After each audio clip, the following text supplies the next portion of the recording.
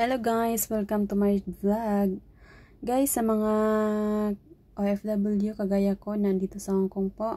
Sinong gusto mag-visit dito sa Monster Building, susundan nyo lang po ito yung nakadikit po sa taas. Madali lang po siya hanapin guys.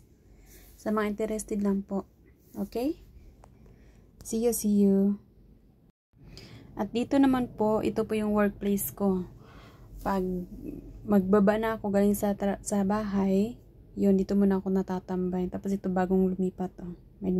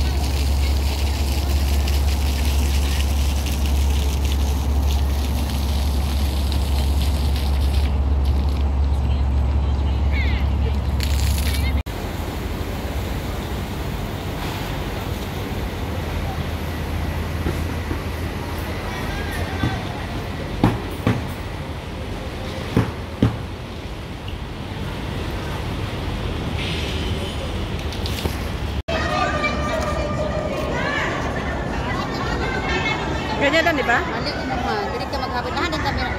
Ito. Yung kagaya ng sinupag yan ang photo tayo. Ito yung sa anak ko tayo.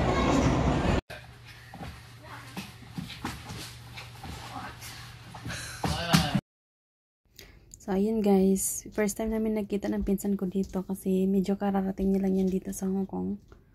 So, nagkita kami, kumain kami. May pinuntan kami niyan na parang event. Malaking event. Pagkatapos niyan, kumain kami bago kami umuwi sa aming workplace.